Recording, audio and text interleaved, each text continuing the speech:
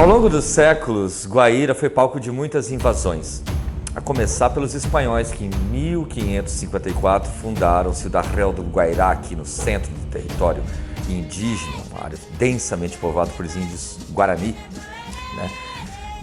Em 1631 a gente pode ver os bandeirantes que vieram até aqui também numa chamada que eu chamo de epopeia guairenha, 12 mil índios descendo toda essa região vasta do Guairá em fuga, e que alguns morreram, para outros depois, posteriormente, ajudaram a fundar os Sete Povos das Missões. Teve a passagem da coluna Prestes em 1924, uma revolução tenentista de grande repercussão, e eles tomaram aqui a região de Guaíra, até que o governo tomaram a linha de trem, enfim, fizeram de refém aqui o pessoal da MAT, nessa revolta famosíssima de Luiz Carlos Prestes, está na historiografia nacional. Então são passagens super importantes da história de Guaíra, mas eu não estou aqui para falar hoje das invasões humanas, mas das invasões causadas pela ação humana ou não. Estamos falando da invasão guairense dos animais e das pragas que assolaram Guaíra. A gente pode começar por comecinho da MAT mesmo, quando ela construiu o porto aqui para ser uma espécie de centro logístico para ajudar no escoamento da erva mate. Ela não fez só isso, extraía madeira, lembrando que Guaíra estava aqui em meio à selva, e também tinha plantação, algodão e criação de animais, gado especialmente. Em 1910, 15, nessa fase, foi invadida aqui Guaíra por piolhos e carrapatos, infestaram tudo e foi um problema. Também nessa época, Dona Hortência, no livro Guaíra, Guairá, lançado em 1992, uma das pioneiras de Guaíra, família super antiga, ela relata que apareceu a tiririca, que até então não existia e virou uma praga. Em 1929, o ano da Grande Depressão Americana, que acabou tendo impacto em todo o mundo capitalista, outra tragédia assolou Guaíra, foi a enchente, que chegou a nível preocupante do Rio Paraná. Ele chegou aqui na altura daquela antiga associação, a atual antiga associação dos moradores, que era o antigo armazém central da Companhia Mate Laranjeira. Água atingiu ali, quando baixou, veio a malária. E a malária, até a década de 40, é a que mais matava. Se hoje é a dengue, antes era a malária, um dado que pouca gente sabe. Em 1935, Dona Hortência também relata o caso das mariposas brancas. Elas invadiram a cidade. E essas mariposas, as pessoas tinham que apagar as luzes para não atraí-las, porque era demais. No outro dia, de manhã, tinha milhares mortas e a Mate Laranjeira tinha carroças e carroças tirando as mariposas, porque com o sol, a Dona Hortência relata que tinha um cheiro de peixe podre, era bem desagradável.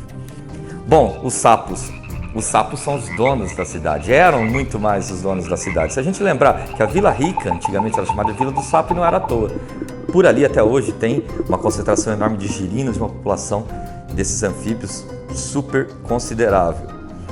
Em 1990, que é 30, 40, aí como eu, que já estou quase nos 40, vai lembrar dos besouros, os besouros pretos. Você andava por toda a cidade, eles caíam em quantidades bem significativas. Sumiram. Nos anos 2000 vieram as andorinhas voltaram, quer dizer, andam meio sumidas. Mas as andorinhas fizeram a festa e o horror de muita gente. Tinha comerciante que não gostava. Eu particularmente achava um espetáculo. As andorinhas. Nos anos 2000 foi diminuindo. Sei lá, de repente arrumaram outra rota. Temos que ser otimistas. Bom, da fauna e flora a gente vai ter que lembrar. Não tem como. Tem gente que quer esquecer, mas não tem jeito. 7 quedas. Um impacto imensurável, né? Quantos animais se perderam? A fauna e a flora foi completamente impactada com o fim de Sete Quedas, o Parque Nacional de Sete Quedas, aquele santuário que infelizmente foi extinto. Com a construção do reservatório, a Dona Hortência, eu até trouxe aqui um trechinho da fala dela, e eu vou ler, porque ela fala assim que os cascudos sentiram a diferença, que é o aumento do nível da água, e que eles subiam aos milhares, abrindo e fechando a boca num desespero mudo. Essa é a passagem que ela diz. Os pescadores mais antigos também costumam relatar e comprovam com fotos. Na história de pescador não, jaús enormes de 80 quilos que se pegava assim comumente. Hoje será um troféu se alguém conseguir pegar um.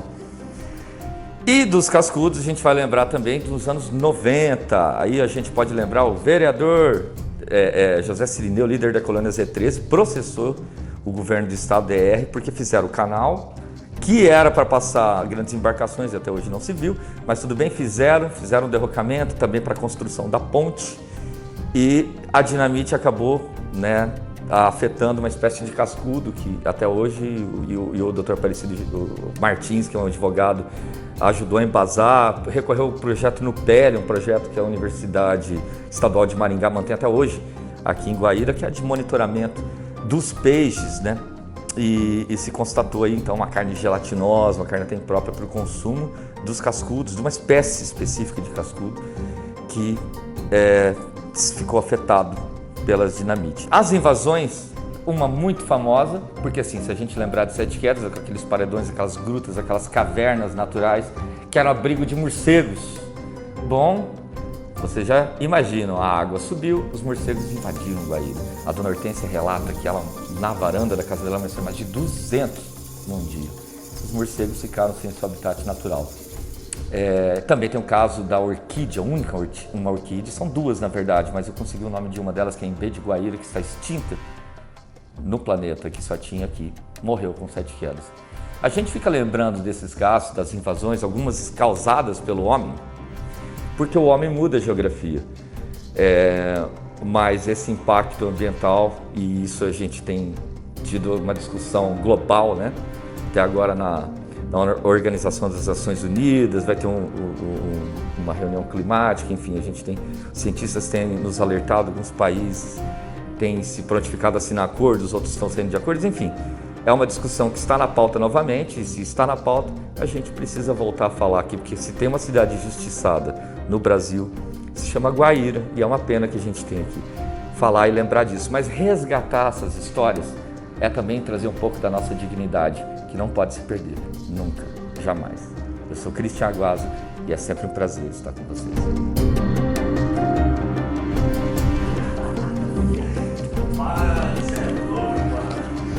Legal essa historinha, né? Tô pegando jeito com vocês aqui também, viu? Tô me soltando mais.